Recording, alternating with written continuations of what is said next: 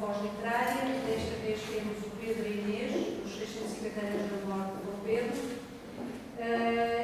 Vai ser apresentado pelo Dr. José Val Figueiredo, pela doutora Isabel Concilião, mas também vamos ter aqui intervenções e colaborações da Inês Taveira, Irene Costa Matos, Francisco Braga da Cruz, Leonor Trigueiros Cruz e Rosa Leal. Muito obrigado por terem vindo e só aqui uma nota, este Foz Literário está integrado, devem ter percebido, nesta mostra de arte que é Foz Arte. Temos pintura e escultura lá fora. Temos também uma exposição ligada aqui ao Pedro Inês, que veio do acervo da Universidade Católica e que vos aconselho a visitar. E desde dia 20 de junho tem havido várias apresentações e ciclos e também festivais de jazz aqui. Portanto, convido-vos a verem a agenda que temos na entrada e que eu sofro ainda até dia 2 de julho, que vamos ter põe aqui ali o cartaz, tira-se este. Não quero projetar. Isto é para ligar.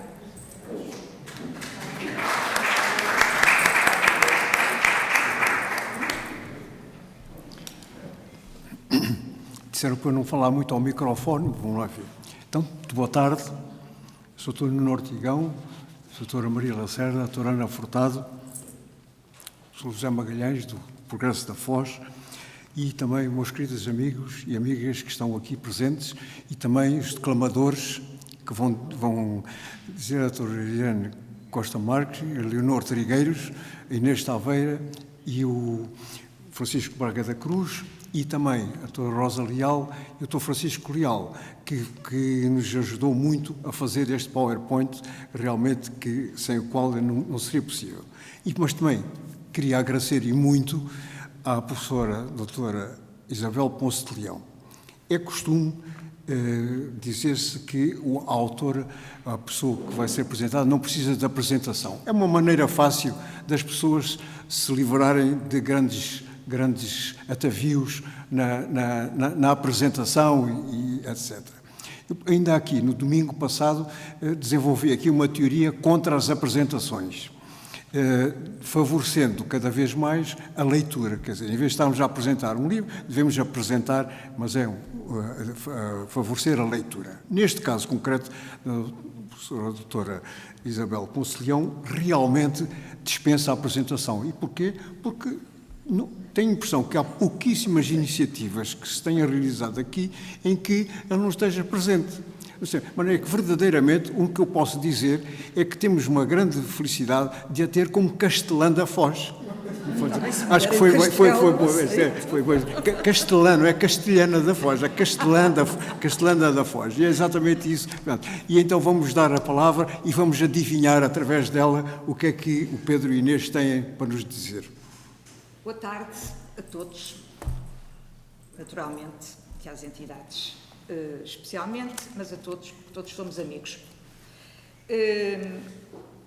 Eu tenho muito medo de vos decepcionar. Eu adoro este mito de Pedro Inês.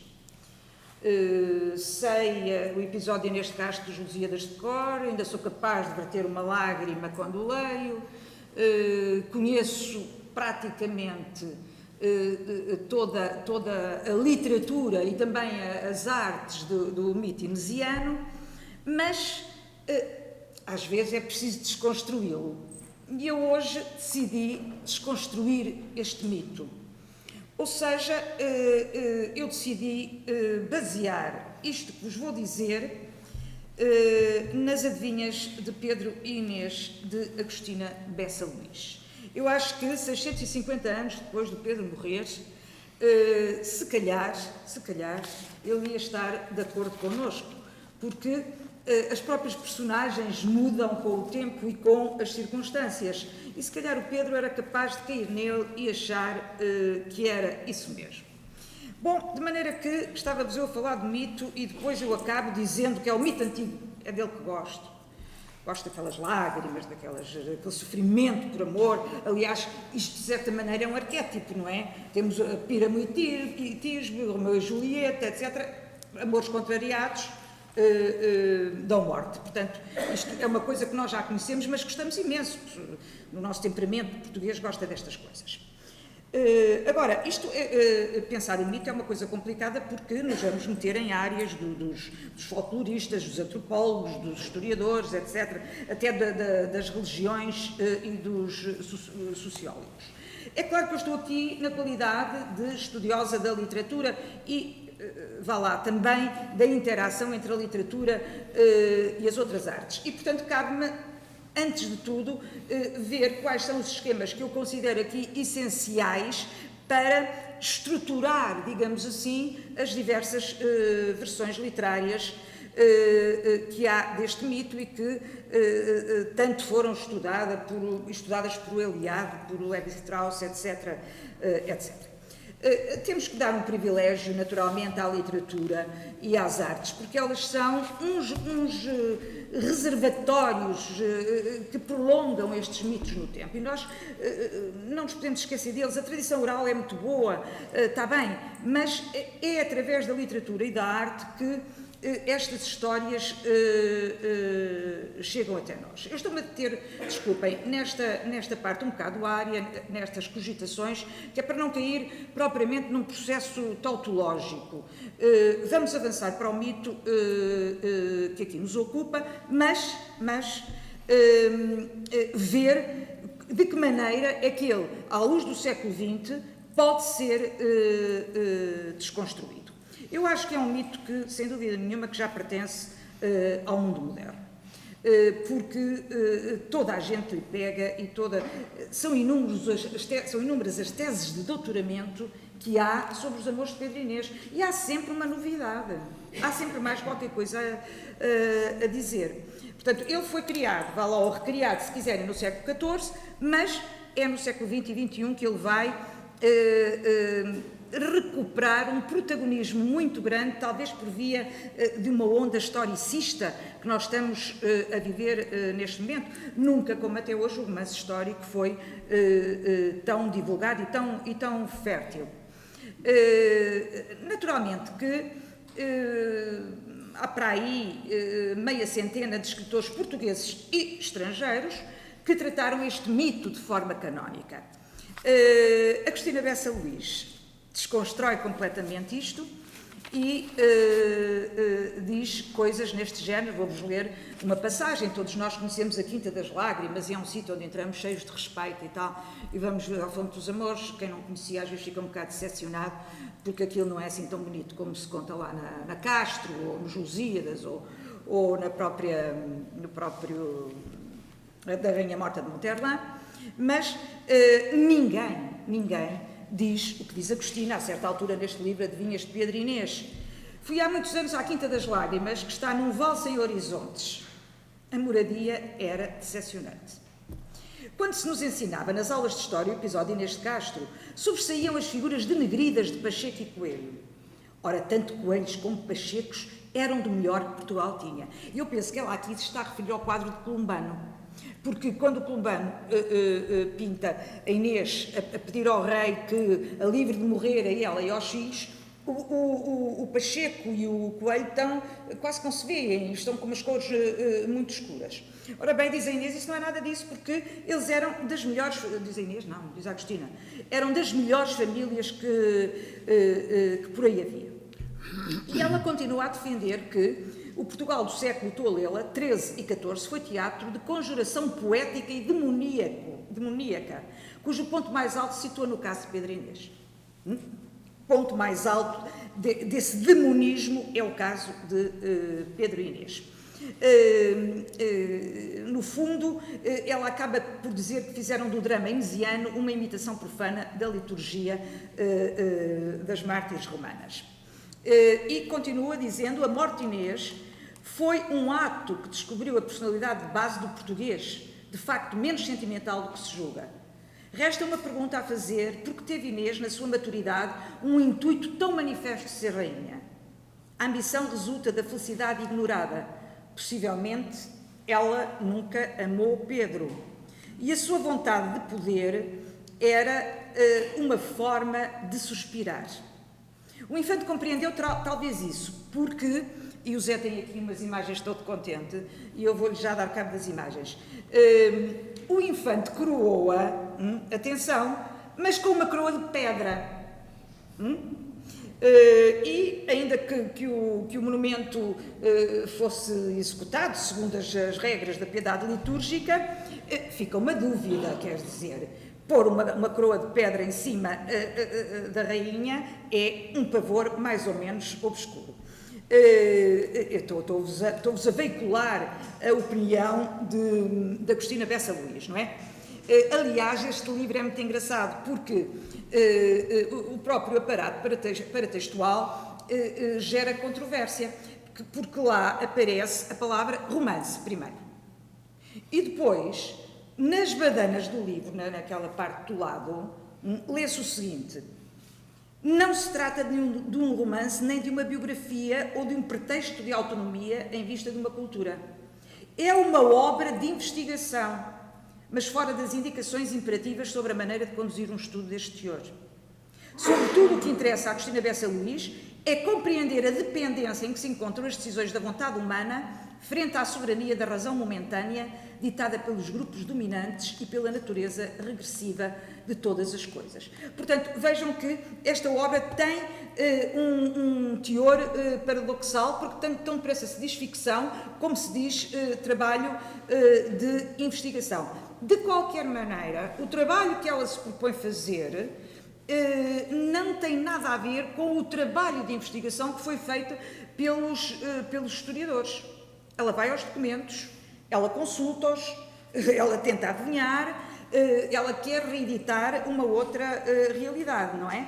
Ela não nega de maneira nenhuma, Agostina, o valor de determinadas fontes históricas, e cita o João das Regras, o Fernão Lopes, o Rui de Pina, o Ayala, essa gente toda que tratou dos amores de Pedro e Inês.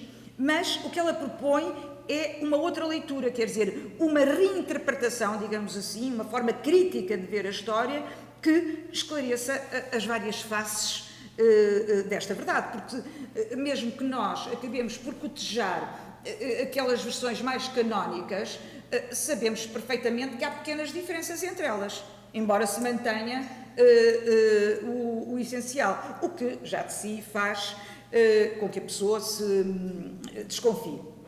Portanto, ela vai se afastar da versão institucional, mas não garante esta verdade como única verdade. Antes, faz dela uma dúvida metódica. E é por isso que ao longo do livro nós temos expressões como é possível, não se sabe, o mais provável, consta, talvez, etc, etc. Portanto, no fundo, ela também não se quer, e perdoem-me a expressão, ela não se quer queimar. Não se quer queimar. Por outro lado, defendendo de certa maneira que a história é uma ficção controlada, ela vai dar um primeiríssimo plano à verdade ficcional. Porque, diz ela, para além de descomprometida com o poder, quem conhece os caminhos da criação literária e o processo de ficção sabe que estes são sempre cingidos ao personagem real e aos factos mais impressionantes do cotidiano. Portanto, ela não nega as personagens que estão na gênese do mito. E mais, ela vai convocar todos aqueles que trataram os amores de Pedro e Inês, desde o Garcia de Rezende do Cancioneiro Geral, passando por António Ferreira, Camões, Henri Monterlin e mais, e surgindo até verdadeiras similitudes, até inclusivamente com a Divina Comédia de Dante. Bom, é verdade que nos tempos que correm eu costumo dizer às vezes aos meus alunos que se mente mais às vezes na história do que na ficção. Porque na ficção ninguém acredita que é verdade e, portanto, nós podemos dizer a verdade à vontade porque ela não aparece como tal. E no texto informativo, às vezes, aldraba-se um bocado, digamos assim. Bom, acresce a isto que eu vos estou a dizer, que há, na visão de Agostina, uma série de anacronismos que obviam a coexistência de dois planos temporais. Quer dizer, há aqui um passado que se conjuga com o presente, com determinadas marcas de autorreferencialidade que são típicas da narrativa pós-moderna, e aqui Agostina é de facto pós-moderna. O que é que ela vai fazer? Ela vai resgatar para o presente figuras históricas, desacraliza-as, destitui-as do cunho tradicional e desmarca completamente o processo de representação, abrindo assim caminhos e ao mesmo tempo convocando a consciência crítica do leitor para apreciar o que ela está a dizer. E é por isso que nos aparece nestas adivinhas de Pedro Inês uma Inês de Castro perigosa, porque refletia a personalidade tenebrosa que cada um sabe conter e espera exorcizar. Ela diz também que a Inês tem talento para atrair os homens e trazê-los ao seu regaço, e que na sua longa cauda do vestido traz dois diabinhos, a luxúria e a mistificação. Portanto, quer dizer que os estudos e a investigação que Agostina fez trazem-nos uma Inês interesseira, sedutora, que não olha a meios para atingir os fins. Já o Dom Pedro, ela acha que o Dom Pedro traiu menos Constança do que ele julgava que estava a trair. Porque, no fundo, ele até de certa maneira desejava a morte de Inês. Porquê? Porque era um fim abençoado, quer dizer, o amor entre eles seria abençoado porque se vitimizava uma pessoa. Isto, de certa maneira, além da defesa contra a angústia, há aqui ainda um produto do amor cortês e de um contrato com a irrealidade.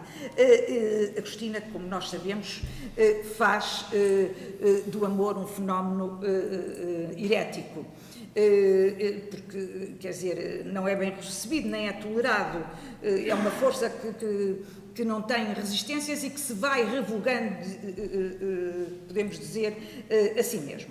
E faça-se justiça de ver que ela não procura verdades e não se assume como dona de uma só verdade. Rejeita é que exista essa única e unívoca verdade que os historiadores contam e que o mito fez passar ao longo dos tempos. Não é que ela não tenta a verdade. Ela tenta, e aliás está convencidíssima de que é esta a verdade. E que Inês e Pedro foram assim. Mas não a impõe. Reivindica a cumplicidade do leitor para que o leitor esteja de acordo com ela, mas não a vai impor. Naturalmente que a Inês e o Pedro que aqui nos aparecem são aqueles que apareceram em Camões, em Ferreira, no quadro do Columbano de que vos falei há bocado, mas são também, não sei se conhecem, um livro do João de Aguiar, Inês de Portugal, que depois foi passado para o cinema por José Carlos Oliveira, a versão do António Cândido Franco, e também uma pintura de Lima de Freitas, em que há ali um beijo que mais parece o beijo de Judas, digamos assim.